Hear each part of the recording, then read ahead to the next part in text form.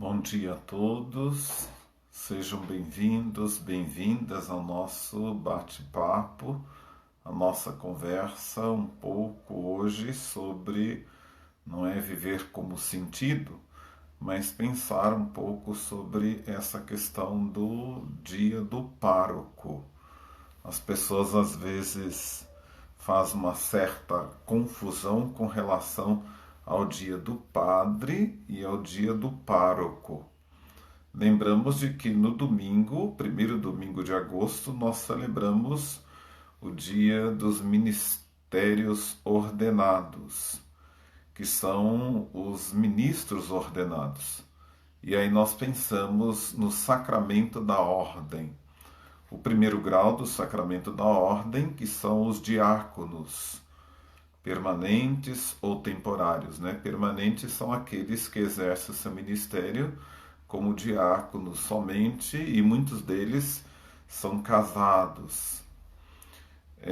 Temporários são aqueles que estão em processo de preparação para o sacramento da ordem no seu segundo grau, que são os presbíteros, são os padres que assumem a sua missão. E depois, o terceiro grau da ordem, que são os bispos, e aí que coroa todo esse sacramento da ordem, né? O primeiro grau, diácono, segundo grau, padre, terceiro grau, os bispos. E aí as pessoas às vezes perguntam assim, mas e o Papa, e o cardeal, arcebispos? São as funções que ocupam e muitos deles são títulos, né, que recebe como reconhecimento por um trabalho a toda a igreja, né?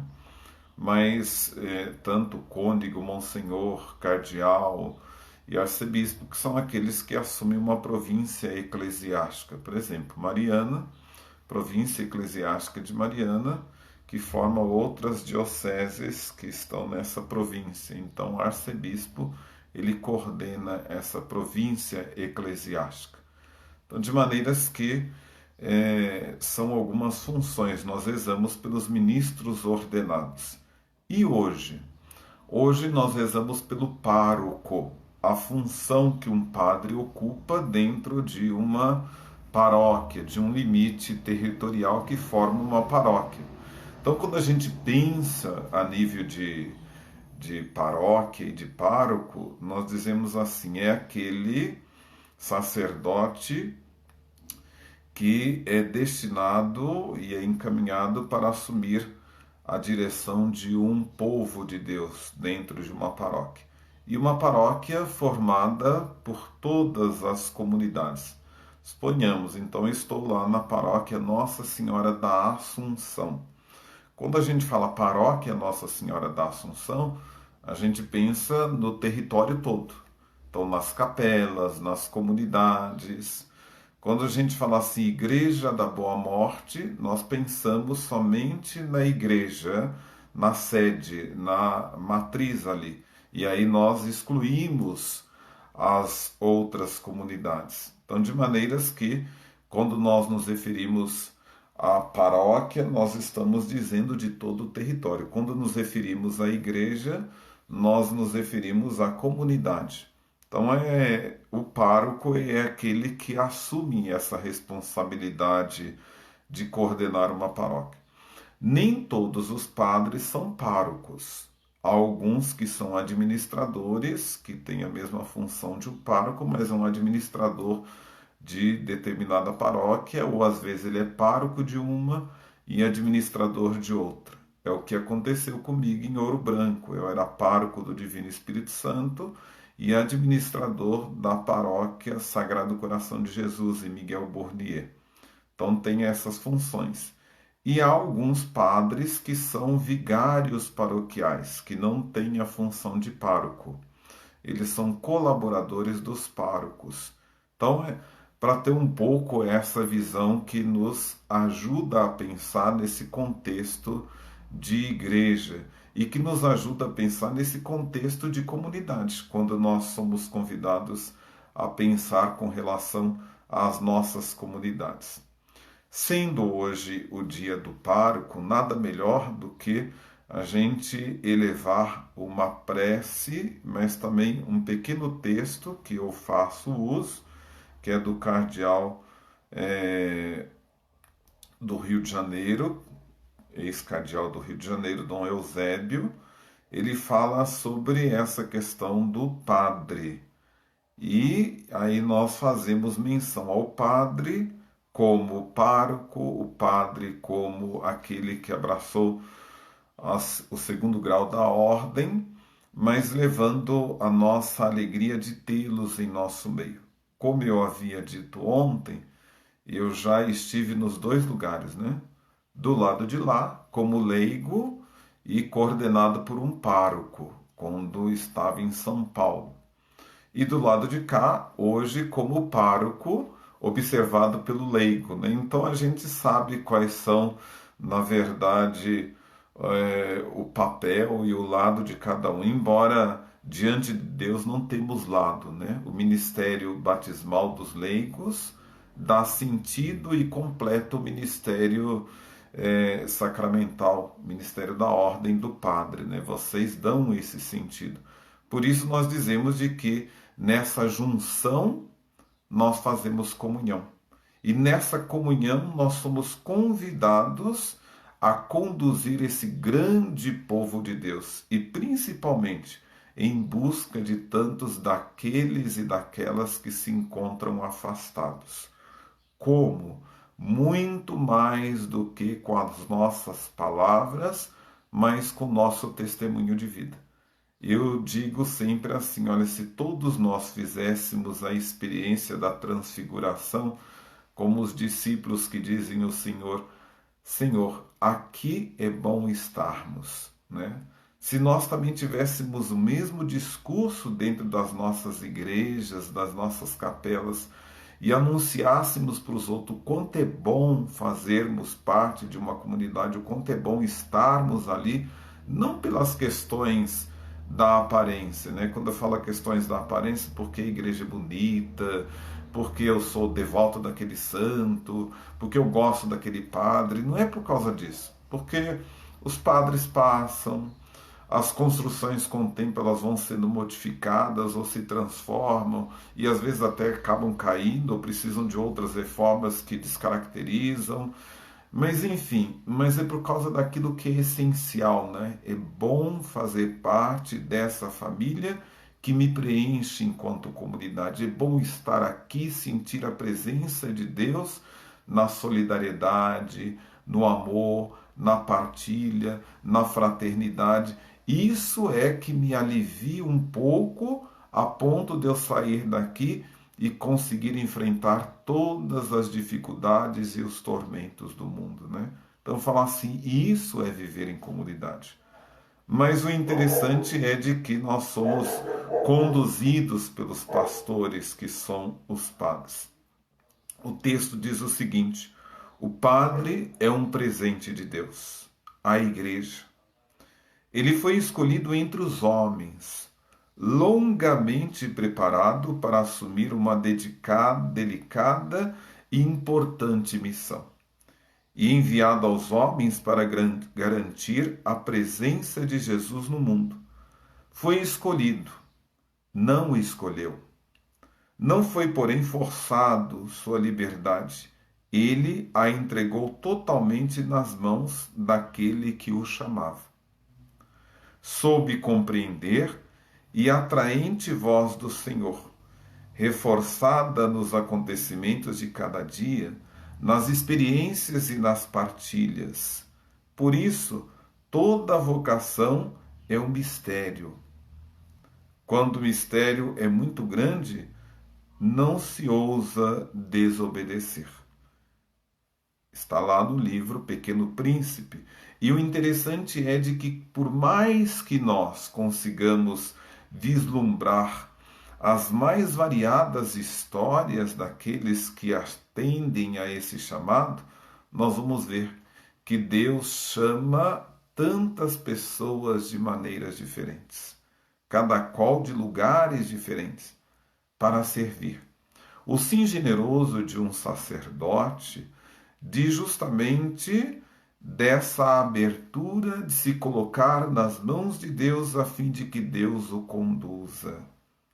Como é tão rico perceber que o teu pároco, aquela pessoa que está aí à frente da tua paróquia, da nossa paróquia, se colocou a serviço, né? Deixou de constituir família, deixou a sua própria família e foi formar família em terras desconhecidas, em terras distantes, né?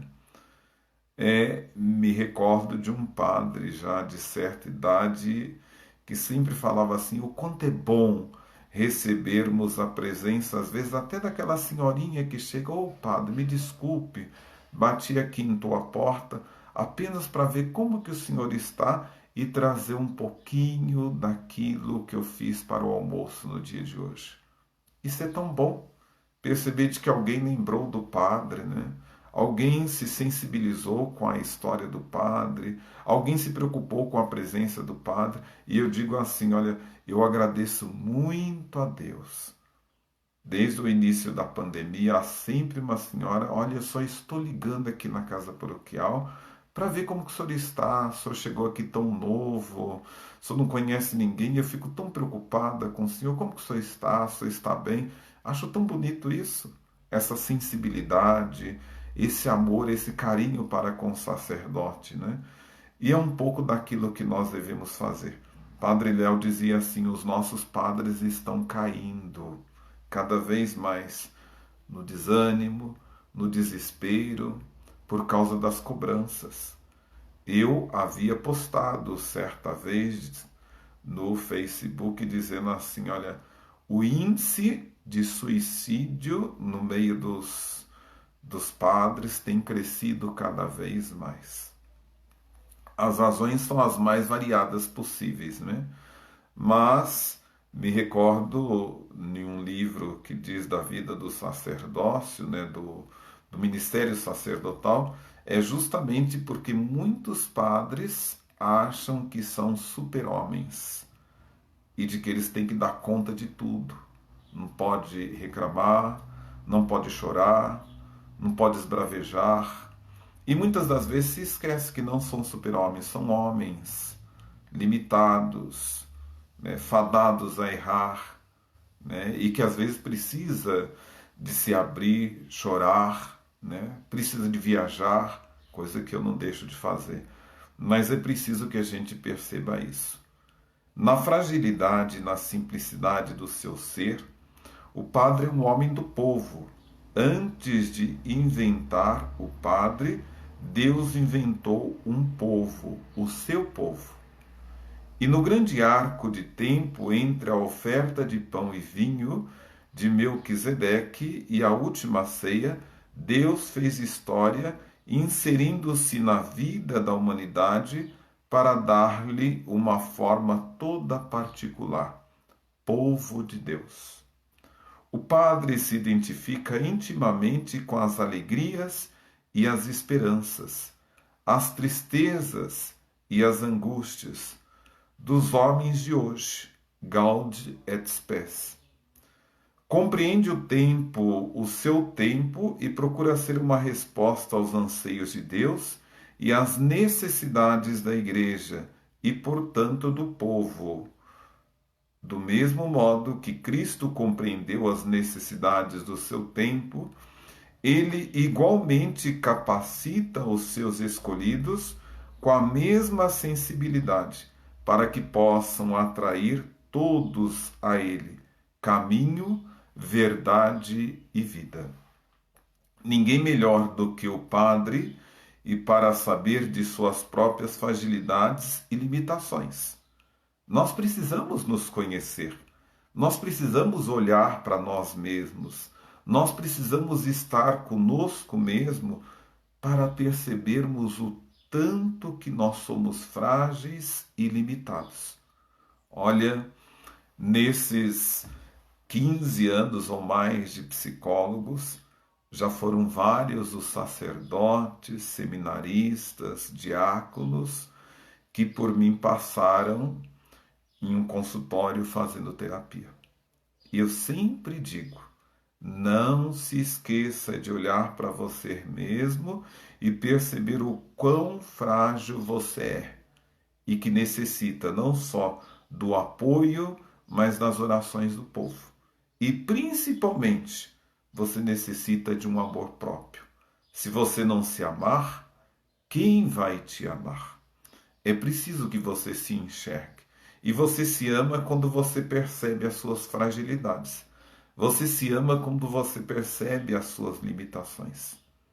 Isso tudo traz, porém, em si um vigor santo, um olhar interior de ilimitada confiança naquele que o constituiu seu instrumento e mensageiro. A princípio, quando da renúncia do Papa Bento XVI, nos causou um desânimo, um susto, mas ao passar o tempo você percebe o quanto esse homem foi santo e se tornou santo, reconhecendo as suas fragilidades e as suas limitações, a ponto de renunciar. É tão bonito isso, quando a gente sabe que não dá mais conta, quando a gente percebe que está cansado, e quando o povo respeita essa decisão do sacerdote, essa decisão do ministro. Não é porque ele é fraco na fé, mas é porque ele se percebe. Por ser no mundo a voz do próprio Deus, busca sempre novos métodos, novo ardor missionário e novas expressões. Ele é presença visível do Cristo invisível, do Cristo que continua a curar, a abençoar, a ensinar e a salvar. Pela imposição de suas mãos, por seus gestos e palavras sacramentais, ele disponibiliza os tesouros da graça divina. E dom inefável, reserva seu coração para um amor exclusivo. Amai-vos como eu vos amei. Eis aí a razão de sermos padres. Eu dizia no domingo, olha, não existe um povo sem o padre, porque senão não existe a Eucaristia. Mas não existe um padre também sem o povo, porque seria tão vazio a nossa assembleia, a nossa igreja. Nós nos completamos. No padre, o Cristo continua a amar seu povo. Esse coração sacerdotal que não privilegia ninguém, mas amplia sempre mais o objeto do seu amor, ao se oferecer diariamente no altar do sacrifício eucarístico. Eis aí a intenção primordial, celebrar na intenção de todo o povo. Queima como holocausto místico suas imperfeições, oferecendo-se por si e pelos seus. Por isso o padre é um homem de fé. Ele completa os horizontes mais distantes como se fossem seu próximo passo. Vê o que os outros nem imaginam, porque não pensa em si, mas no bem maior que é a Igreja. Todo o seu ministério postula essa fé. A intimidade com o Senhor é a garantia e a certeza dessa sua missão no mundo. Por isso, o padre não é um homem solitário, ele é solidário. Vive por Cristo, com Cristo e em Cristo. Com facilidade pode testemunhá-lo. Por ser um homem de esperança, e dela, sendo ministro, semeia essa virtude no coração dos homens, para que possam entender a pedagogia de Deus na economia da salvação. Nessa visão, ele se coloca integralmente ou integrante de uma imensa procissão de homens que se fortaleceram na esperança e que a Sagrada Escritura enumera com frequência, para garantir no mundo o amor infinito de Deus. Por isso, animado pelas virtudes teologais da fé que o move, da esperança que o anima e da caridade que o inflama, o Padre mesmo, não vendo os frutos de seu ministério, sabe que é Deus o seu bem maior. Como todos os cristãos, ele busca possuí-lo como fim último, mas como padre, ele deve incutir na humanidade esse desejo. Para garantir e para atingir esse grande objetivo, ele deve ser um homem de oração. Cada gesto se torna oração, cada pensamento, cada palavra, cada atitude. Ele vai se fortalecendo interiormente não apenas com seu esforço pessoal, mas porque também recebe do seu povo a força das intercessões. O povo que ama seu Padre reza por ele. Isso é muito importante. A maior demonstração de amor que ele recebe é a frequente oração daquela multidão de irmãos e irmãs, por quem se santifica e leva à santificação. Muitas vezes, o padre se esquece de si mesmo, tão grande é o volume dos pedidos de orações que vai recebendo cada dia. Jesus mesmo viveu com seus discípulos experiências semelhantes. Até agora, nada pedistes. É preciso ainda ter em mente uma grande realidade. Jesus, ao constituir seus apóstolos, visava um trabalho em parceria e em equipe. Envia-os 2 a 2 e sempre os reúne para refletir e para rezar. O padre, igualmente, é membro de um presbitério que tem por centro o Cristo presente e atuante na pessoa do bispo. A comunhão com ele é fundamental para deixar evidente a eficácia do seu ministério.